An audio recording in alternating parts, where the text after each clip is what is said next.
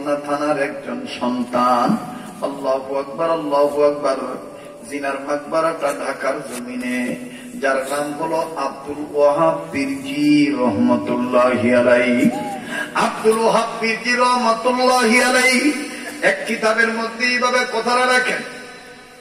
আকাবিরদের বয়ান করতে যায় বলেন, আল্লাহ ওয়ালাদের ভিতরে তো কেমন খোলা ছিল বাবাজি, কেউ চলে গেলে তাকে চলে যেতে দিবেন, খবরদার তার দিকে আপনি তাকাবেন না। আমার দিল বলতে আজকের মাহফিল আমার মাওলা কবুল করবেন ইনশাআল্লাহ। আজকের মাহফিলের মুনাজাত আল্লাহ ফেরত দিবে না। বন্ধু, আজকে আমার আপনার সামনে কবরের বয়ান করলে দিল নরম হয় না, জাহান্নামের বয়ান করলে কান্না আসে না, একটু ভয় লাগে না। অথচ আকাবির আসলাফ বুজুর্গদের ইতিহাস খুললে পাওয়া যায় ফকিহুল আসার, ফকিহুন নাস, ইমামুল আউলিয়া রশিদ আহমদ গঙ্গুহি রহমতুল্লাহি আলাইহি কবরের আযাবের ভয়ে এমন কান্না কানতে, জাহান্নামের আগুনের ভয়ে এমন কান্না কানতে, কানতে কানতে নিজের চোখ অন্ধ বানায় ফেলাইছে। শুধু কি তাই বাদান, আজ তোমার আমার ঘুমের আগে মোবাইল না চালাইলে ঘুম ধরে না। আর রশিদ আহমদ গঙ্গুই রহমতুল্লাহ আলাইহি প্রত্যেকটা দিন ঘুমানোর আগে ছোট্ট একটা কাগজের টুকরার মধ্যে চিঠি লেখা ঘুমাইতেন। চিঠির ভাষা এইরকম ছিল, মালিক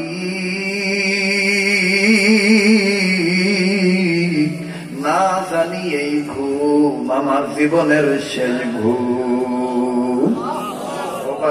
কার জন্য জানি জীবনের শেষ মাহফিল, কার পিছনে জানি মালাকুল মউত দাঁড়ায় রইছে, কার জন্য জানি জঙ্গলার বাস রেডি হয়ে গেছে, কার জন্য জানি সাদা মার্কিনি কাপড় তৈরি হয়ে গেছে, কার জন্য জানি কবরের মাটি বায়না হয়ে গেছে। একটু মায়া লাগায় তো আবার মজলিস মনে করে বলেন না আল্লাহ। এতগুলো মানুষ আল্লাহ ডাকের মধ্যে প্রেমের ধাক্কা নাই, একটু মায়া লাগায় বলেন না আল্লাহ। দেন না, দেন না, একটু মায়া লাগায় বলেন না আল্লাহ। আবার বলেন আল্লাহ। কেউ কারো দিকে তাকায়েন না। আমি বারবার বলতেছি আজকের মজলিস কিন্তু সাধারণ মজলিস নাই, এই মজলিসটা কান্নাকাটির মজলিস হইয়া যাবে। এই মজলিসের জমিন শুদ্ধ কান্নাকাটি করবে। ও মোবাইলওয়ালারা, মোবাইলে রেকর্ড করা তুমি যদি প্রয়োজন মনে করো করো, তবে আমি তোমার পায়ে ধরে বলবো তুমি দিলের ক্যামেরা দিয়া মোবাইলের নয়, তোমার অন্তরে তুমি ওয়াজটা রেকর্ড করিয়া রাখো। জীবনের শেষ বয়ান মনে করে বয়ান করছি। আল্লাহু আকবার, আল্লাহু আকবার। আমার নবী বলে উম্মত মরার আগে মরিয়া যাও। কেমনি মরার আগে মরতাম নবীও? আল্লাহ নবী বলছেন বুখারীর হাদিস, উম্মত মরার আগে মরো। কেমনি মরার আগে মরতাম? নবী বলছেন মাঝে মধ্যে চক্ষুটা বন্ধ করিয়া এই চিন্তা চেতনা করবা, এই তো বুঝি আমি মরিয়া গেলাম, এই তো বুঝি আমার গায়ে কাফনের কাপড় পেঁচায় দিবে, এই তো বুঝি বড়ই পাতার গরম জলের পানি দিয়ে আমার ডুইলা ডুইলা গোসল করায় দিবে, এই তো বুঝি আমার চারজনে কান্দে করে লইয়া সমাজের লোক থেকে আলাদা করে দিবে, এই তো বুঝি আমার কবরে শোয়া দিবে। আমার বাইরে কোন দিকে কোন নজর নেই। রশিদ আহমদ গঙ্গুই রহমতুল্লাহ আলাইহিকে বলা হইল, হযরত আপনি কি কবর আযাব দেখছেননি? আপনার কেন কানতে কানতে চোখ অন্ধ বানায় বাদাম কানতে যায়, যদি চোখের পানি পড়ে যায়, এই চোখের পানিটা টিস্যু দিয়া মুছিস না, এই চোখের পানি কাপড় দিয়া মুছিস না। মোহাম্মদুল্লাহ হাফিজুর রহমতুল্লাহ আলাইহি কানতেন আর চেহারার মধ্যে চোখের পানি মিশায় রাখতেন। আল্লাহু আকবার, আল্লাহু আকবার। কোন দিকে নজর নাই, কার মা বাপ জানি কবর থেকে কান্দার বলে ফু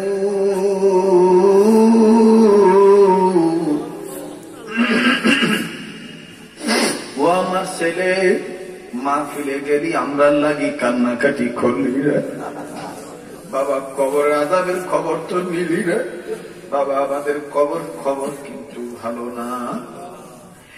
এ বন্ধু, মাহফিল তো এই জন্যই দেওয়া হয়, মাহফিল তো এই উদ্দেশ্যে দেওয়া হয়।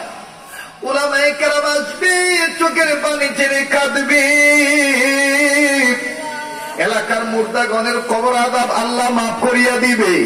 আমি জানি না কার মা আছে কার বাবা নেই, আমি জানি না কার মা বাপ কবরে, চিৎকার দিয়ে বলো না আল্লাহ, আরেকবার বলেন না আল্লাহ। আল্লাহু আকবার, আল্লাহু আকবার। যুবক, তুমি মনে করতেছ এত তাড়াতাড়ি কেন আমি কাঁদবো?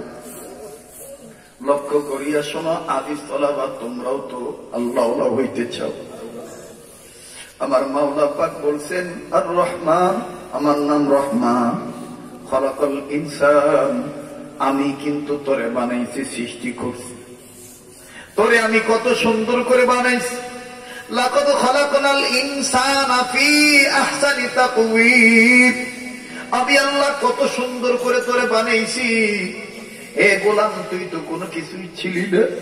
হাল আতা আলাল ইনসানি হিনুম মিনাদ দাহরি লাম ইয়াকুন শাইআন মাযকুরা, তুই তো উল্লেখযোগ্য কোন বস্তু ছিলি না রে, আমি তো তোকে বানিয়েছি।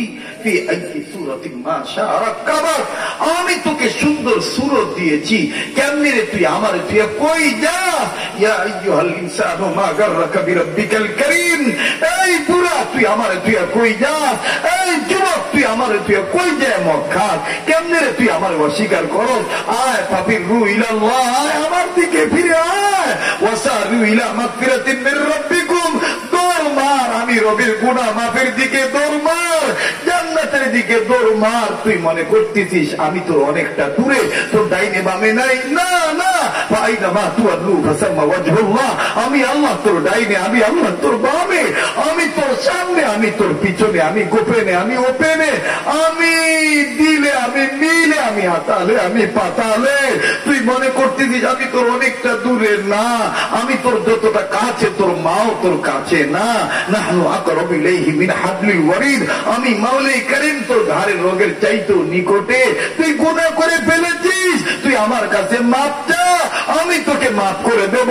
তুই আমাকে ডাক দে, আমি তোর ডাকে সাড়া দেব। উদউনি আস্তাজিব লাকুম, তুই আমাকে ডাক দে, আমি তোর ডাকে সাড়া দেব। তুই আমার কাছে চা, মাদারে চাস না, আমার কাছে চা। ওয়া ইযা সালাকা ইবাদি আন্নী ফাইন্নী করিব, আমি তোকে দিয়ে দেব। এই গোলাম তোর জন্যই তো আমি বলেছি। তুই মনে করতেছিস তুই একা, ওখানে আর কেউ নাই। না, মা ইয়াকুনু মিন নাজওয়া সালাসাতিন ইল্লা হুয়া রাবিউহুম ওয়ালা খামসাতিন ইল্লা হুয়া সাদিসুহুম। গোলাম তুই যে যেখানে একা, দ্বিতীয় আমি আল্লাহ, যেখানে তোরা দুই, তৃতীয় আমি আল্লাহ, তুই কেমনে রে গুনাহ করস? আয় ফাফিরু ইলাল্লাহ, আমি রবের দিকে ফিরে আয়। আমি আল্লাহ তোর জন্য বলে দিয়েছি ফাযকুরুনি আযকুরুকুম, তুই আমাকে স্মরণ করবি, আমিও তোকে স্মরণ রাখবো। তবে আমারটা হবে আলাদা, তোরটা হবে আলাদা। উম্মতের আলেম মুফাসসিরগণ বলেন, তাফসীরে বাইজাবির মধ্যে মুফাসসির বলেন, গোলাম আল্লাহকে ডাকবে ফাযকুরুনি ফি ইবাদাতি, আর আল্লাহ পাক গোলামকে স্মরণ রাখবে আযকুরুকুম বিসসাওয়াবি। গোলাম আল্লাহকে স্মরণ করবে ইবাদত করার মাধ্যমে, মাফ চাওয়ার মাধ্যমে, তওবা করার মাধ্যমে, উলামায়ে কেরামকে মহব্বত করার মাধ্যমে, মসজিদ মাদ্রাসার পক্ষে থাকার মাধ্যমে। আর আল্লাহ গোলামকে স্মরণ করবে মাফ করে দেওয়ার মাধ্যমে। কাজেই কার কি গুনাহ আছে চিৎকার দিয়ে বলো আল্লাহ।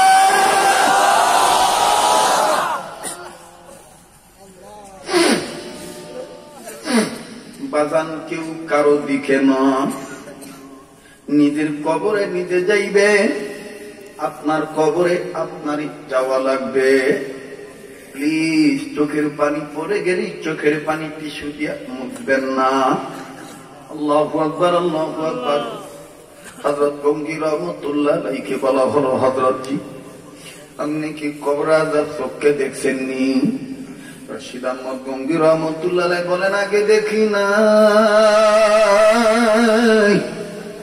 হাজী আমদাদুল্লাহ মুহাজিরা মক্কির সোহবতে যাওয়ার কারণে আমার মাওলা আমার ভিতরের চোখ খুলিয়া দিছে। শোনো, একদিন আমি কবরের কাছে দিয়ে যাইতেছিলাম, কবরওয়ালাদের লক্ষ্য করে আমি সালাম দিলাম। একটা কবর থেকে চিৎকারের আওয়াজ আসলো, আমার কান পর্যন্ত আওয়াজটা পাইলাম। ওই কবরটা আমার ডাক দিয়ে বলল, হুজুর আমার কবরে কেমনে শান্তি আইব? আমার কবরে তো খালি আযাব আর আযাব, সাপ আর সাপ। আমি রশিদ আহমদ গঙ্গুইর সাথে সাথে চক্ষুটা বন্ধ করলাম। চক্ষুটা বন্ধ করি আল্লাহকে বললাম, আল্লাহ আমি যদি একটু দেখতে পারতাম কেমন সাপ। আমার মাওলা আমার চোখ খুলিয়া দিল। ডাক্তার না বলেন আল্লাহ। যুবক তুমি মিথ্যা মনে করিয়া বলছ, যুবক তোমার গল্প মনে হইতেছে। এই কবর কিন্তু তোমাকে আমাকে প্রত্যেক দিন 5 বার ডাকে।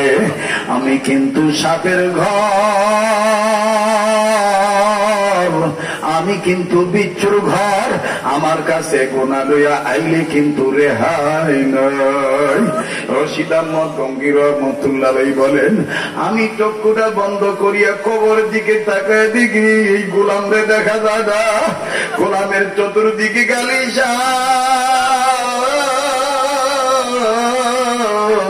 সাপগুলি, একটা সাপ নয়, 2টা সাপ নয়, হাজার হাজার সাপ গোলামের হাত পাও বান্ধিয়া ভালাইছে। গোলামের চতুর্দিকে গালি সাপ আর সাপ, সাপ আর সাপ। আমি রশিদ আহমদ আল্লাহকে বললাম, আল্লাহ এই গোলাম কি এমন গুনাহ করছে যেই গুনার কারণে এইভাবে তারে আযাব দিতেছ? আল্লাহু আকবার। রশিদ আহমদ গঙ্গী রহমতুল্লাহ বলেন, আমি নজর করিয়া দেখি সাপের মাঝখানের ভিতরে বান্দাটার চেহারা ফুটিয়া উঠছে। এই বান্দাটার চেহারার মাঝখানে যে না, এই একটা নাকের যে 2টা ছিদ্র, একটা ছিদ্র দিয়ে আমি রশিদ আহমদ নজর করিয়া দেখি ভয়ঙ্কর একটা সাপ ঢুকিয়া গেল। সাপটা যখন নাকের প্রথম ছিদ্র দিয়া ঢুকলো, এই গোলাম চিৎকার দিয়া বলে, আগে যদি জানতাম তেরে গুনাহে খবরে আসতাম না। আমি রশিদ আহমদ নজর করিয়া দেখি এই সাপ এক নাক দিয়া ঢুকিয়া আর এক নাক দিয়া বের হইল। তবে ওই সাপের মুখে দেখলাম বান্দাটার মাথার মগজ দেখা যায়। এই গোলামের নাক মুখ দিয়া রক্ত পড়তেছে। আমি আল্লাহকে বললাম, আল্লাহ দেন না, দেন না, দেন না। আমি তারে আল্লাহ বলে ডাক দিতে বলবো। যে মনে করেন হুজুর আমার গুনাহ হয়ে গেছে, যে মনে করেন হুজুর আমার জীবনে গুনাহ আছে, যে মনে করেন হুজুর আমার জীবনে গুনাহ আছে, বাজান রে একটা কবিরা গুনাহ যথেষ্ট জাহান্নামে নিয়ে যাওয়ার জন্য। 10-5টা কবিরা গুনাহ করা লাগে না, একটা কবিরা গুনাহ যথেষ্ট তোমাকে আমার জাহান্নামে নিয়ে যাওয়ার জন্য। এ যুবক দেখ, তুই যদি ইচ্ছা করে আজকে দাড়ি কাটিয়ে থাকস তাইলে তুই কবিরা গুনাহ করছ। যদি তুই ইচ্ছা করিয়া নামাজ কাজা করে থাকো তাইলে তুই কবিরা গুনাহ করছ। যদি তুই আজকে মিথ্যা কথা বলিয়া থাকস তাইলে তুই কবিরা গুনাহ করছ। কাজেই আমি বলবো, ফাফিরু ইলাল্লাহ,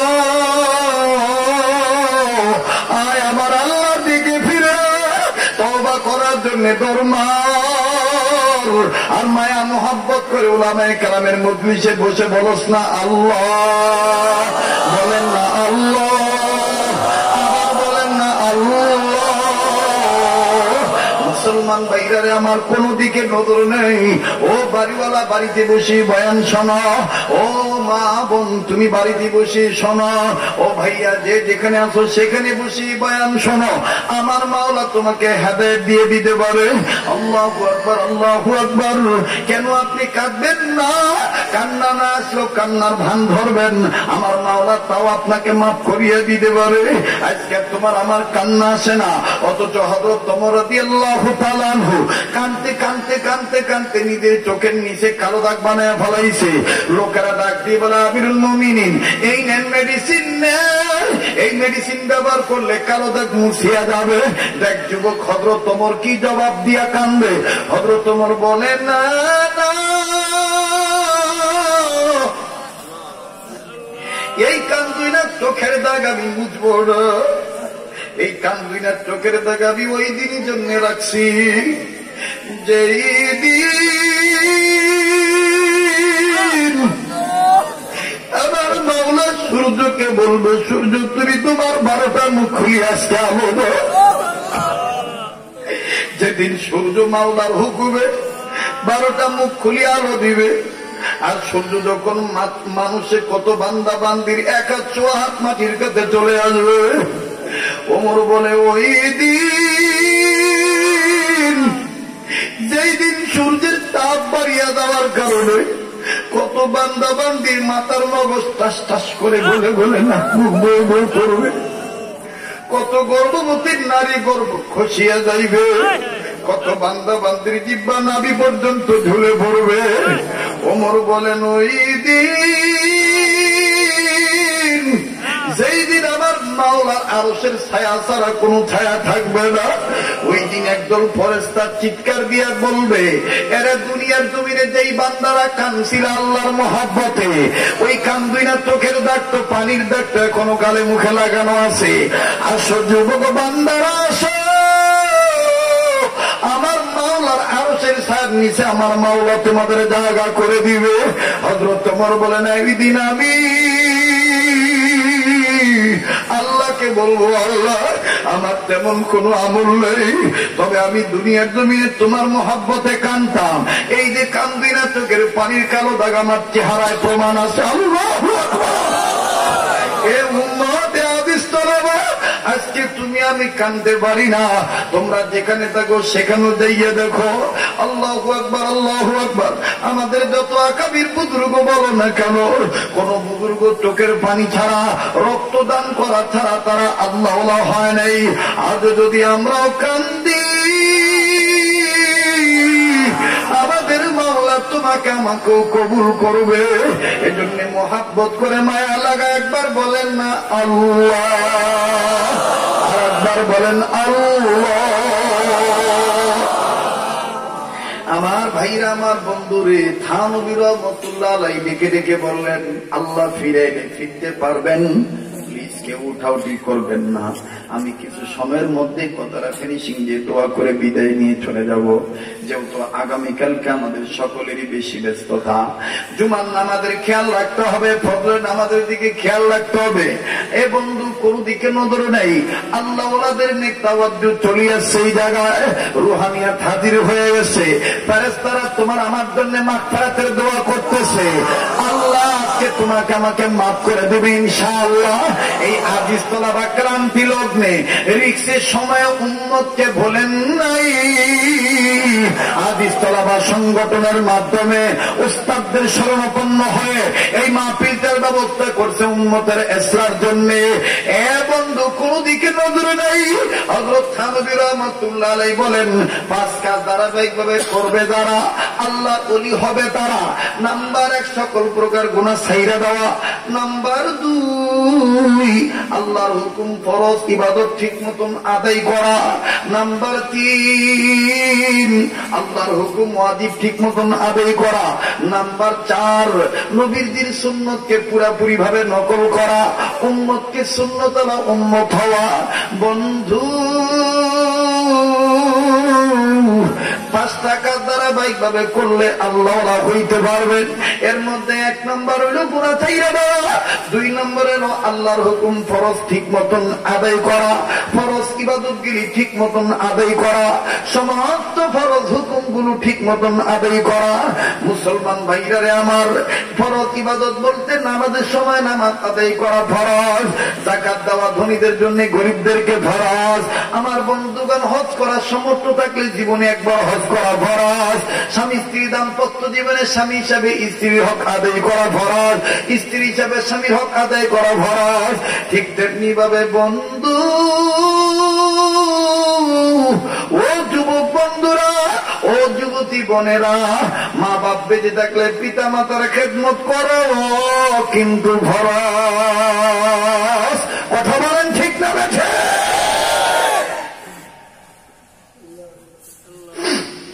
মা বাবার খেদমত করো কিন্তু ফরজ। কিন্তু বাদান আফসোসের বিষয় হইল, তোমার তোমার আমার সামনে মা বাবার কথা বললে দিল কান্দে না, অথচ বাজানের হাবিবি কিবরিয়া নবী মুহাম্মদ সাল্লাল্লাহু আলাইহি সাল্লামের সামনে একজন সাহাবী জিজ্ঞাসা করছেন, ইয়া রাসূলুল্লাহ, আল্লাহ এবং আল্লাহ রাসূলের হুকুম মানার পর খেদমত করব কার? নবী বলছেন তোমার মা। তারপরে কার? নবী বললেন তোমার মা। তারপরে কার? নবী বললেন তোমার মা। এরপরে কার? নবী বললেন চতুর্থবার তোমার বাবা। কিন্তু বাদান আশ্চর্যজনক ঘটনা হইল, আল্লাহর বান্দা নবীর সাহাবী নজর করিয়া দেখেন এতিম নবীর চোখ থেকে পানির ফোঁটা টপ টপ করে পড়তেছে, দাড়িগুলো ভিজে যায়, গালের গোস্ত থরথর করে নড়ে। সাহাবী ডাক দিয়ে বলেন, ইয়া রাসূলুল্লাহ, মার কথা জিগাইলে আপনি কান্দেন কেন? বাপের কথা জিগাইলে আপনি কান্দেন কেন? আল্লাহ নবী বুকটার মধ্যে হাত দিয়া বলে, তোমাদের তো মাও আসি, তোমাদের তো বাবাও আছে, আমি নবী মুহাম্মদের মাও নাই বাবাও নাই। তোমরা যখন আমার সামনে মা বাবার কথা বলো তখন আমি মুহাম্মদের মা বাবার কথা মনে হয়ে যায়। বাদান কথা বলতে অনেক লম্বা হয়ে যায়। শাইখুল হাদিস জাকারিয়া রাহমাতুল্লাহি আলাইহি লেখার মধ্যে বলেন, আল্লাহর নবী কেমন মা বাবার দরদি ছিলেন। আল্লাহর নবী হাসান হোসেনকে আদর করতেছিলেন। হযরত আলী আসলেন, আলীর কণ্ঠের আওয়াজ পাইয়া দুটা সন্তান ডাক দিয়ে বললেন, নানা ভাই, আব্বাস সে আব্বার কোলে যাব। নবী বললেন, তোমরা তো তোমাদের বাবার কোলেই যাইবা, যাও যাও, তোমরা তোমাদের বাবার কোলে যাও, তোমাদের বাবা তো জিন্দা আছে। ও বন্ধু, নবী এই কথাটা বলে হাসান হোসেনের দৃশ্যটা দেখতেছে, দুটা নাতি কেমনে তার বাবার কোলে ওঠে। ও বন্ধু, নবীজি নজর করে দেখতেছে। হযরত হাসান দৌড়ে যাইয়া হযরত আলীকে আব্বু বলে চুমা দিলেন, আবার আলী ও হাসানের কপালে আব্বু বলে চুমা দিলেন, আবার হযরত হোসেন ও আলীকে চুমা দিলেন, আবার আলী ও হোসেনকে চুমা দিলেন। এই দৃশ্য নবী দেখেন আর নবীজি বিনে বিনে বুবার মতন কান্দে। হযরত আলী নবীর কাছে যা ডাক দিয়ে বললেন, ইয়া রাসূলুল্লাহ, কান্দেন কেন? আমার নবী বলেন, আলী রে, তুমি যখন হাসানকে আব্বু বলে চুমা দিলে, আর হাসান যখন তোমার আব্বু বলে চুমা খাইল, তখন আমি মুহাম্মদের মনে হইয়া গেছে আমার বাবা আব্দুল্লাহর কথা। যাদের মা বাপ নাই তাদের মতন বড় দুঃখী আর কেউ নেই। আমি জানি না রে বন্ধু, এই ময়দানে কে মা হারাইছেন, কে বাপ হারাইছে? ভাই, যার মা নাই কেউ আর তোমার জন্য ভাত নিয়ে অপেক্ষা করবে না, কেউ আর তোমার জন্য মাছের টুকরাটা নিয়ে বলবে না এটা আমার বড় ফুটি খাইব। ও বন্ধু, আল্লাহ নবী কান্দার ডাক দিয়ে বলে, হোসেনকে যখন তুমি আব্বু বলে চুমা দিছ, তখন ঠিক আমি মুহাম্মদের আমেনা মায়ের কথা মনে হয়ে গেছে। আমার মাও তো আমাকে ভেবে চুমা খাইত। আলী, দুনিয়াতে যেই বাচ্চা তার মা নেই বাবা নেই, এই বাচ্চাটার সামনে তুমি তোমার সন্তানদের কিভাবে আদর করো রে?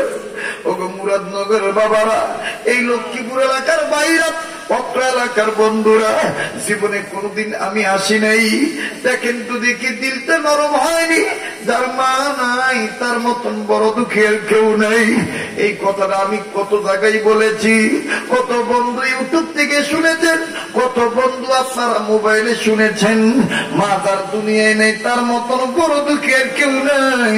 মায়ের অভাব কিন্তু খালা ফুপু দিয়ে পূরণ হয় না।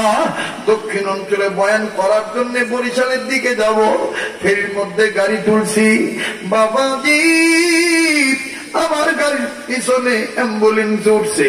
অ্যাম্বুলেন্সে ওঠার পরে অ্যাম্বুলেন্সে লাল নিশানা দিকে বুঝতে পারছি এটা লাশের গাড়ি।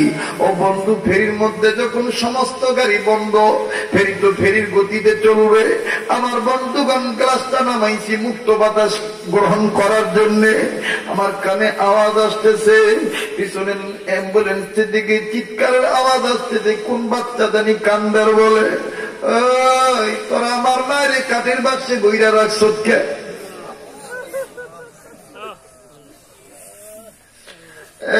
এই তোরা আমার মায়ের কাঠের বাক্সে বইরা রাখছ কে? আমি আমার আম্মুর কাছে যাব, দুধু খামো। আমার মায়ের তোরা বাইর করে দে, আমি আম্মুর দুধু খামো। বাদামরে আগে তো মাদ্রাসা ছিল না, ইদানিং মাদ্রাসায় অনেক ছেলের যখন গার্জিয়ান আসে, এতিম যে ছেলেগুলো বারান্দা দাঁড়ায় দাঁড়ায় কান্দে, যদি জিজ্ঞেস করি মনা তুই কান্দোস কেন? কান্দার ডাক দিয়ে বলে, হুজুর আমার বাবা যদি থাকতো তাইলে আমার বাবাও তো আমার জন্য এইভাবে ফল ফ্রুট নিয়ে যেত। আমার বন্ধুরে, আমার মেয়ের ওই বাচ্চাটার আওয়াজ যখন কানে পাইছি, নিজের নিজে ঠিক রাখতে পারি রে।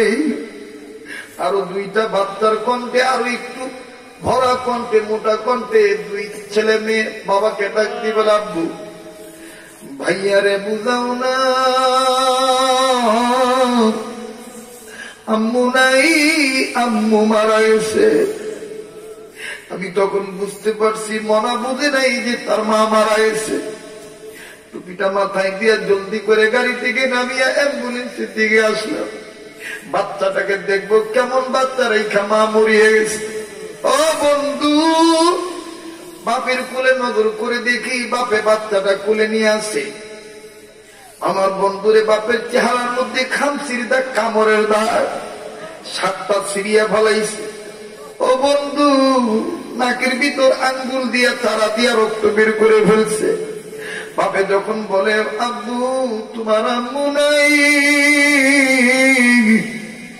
তোমার আম্মু মারা গেছে, যখন এই কথাটা বলে বাচ্চাটা কসমস করে বাপকে কামড় দেয়। বাপ তো মেয়েটাকে, বাচ্চাটাকে ছড়াইতে পারে না, মারে না। আমার বন্ধুগণ নরম ভাবে বুঝে বলে, আরে তুই আমার আর কামড় দিস না। নজর করে দেখি কপাল থেকে বিভিন্ন জায়গায় কামড়েও দেয়। এই বাপে বাচ্চাটাকে মারে না, কামড়ে ছুটে দেয় আর নিজে নিজেই বলে, আসলে তোর মা মরে নাই, আমারে মারিয়ে থুয়ে গেছে। তোর মা মরে নাই, আমারে মারিয়ে থুয়ে গেছে। লোকটি ওলামায়ে কেরামদেরকে দেখে চিৎকার দিয়া বলতেছে, হুজুর আমাদের একটু দোয়া করেন, আল্লাহ যেন কোনদিন কোন বাপের কোলে সন্তান থুয়া মায়ের আগে না বের। কাজেই বাজান মা যে কত বড় নিয়ামত, এই মা কার দুনিয়া নাই, আল্লাহ পাক ভালো যাবে। মায়ের দরদিরা বাবার দরদি একটু মায়া লাগায় বলেন না আল্লাহ, আবার বলেন আল্লাহ, আর একবার বলেন আল্লাহ। আল্লাহ যাদের মা নাই বাপ নাই, মা বাবার কবর আযাব মাফ করে দাও আল্লাহ। আল্লাহ যাদের মা বাপ বেঁচে আছে হায়াত বাড়ায় দাও আল্লাহ। আল্লাহ যাদের মা বাপ বিমারি অসুস্থ, আল্লাহ সুস্থ করে দাও আল্লাহ।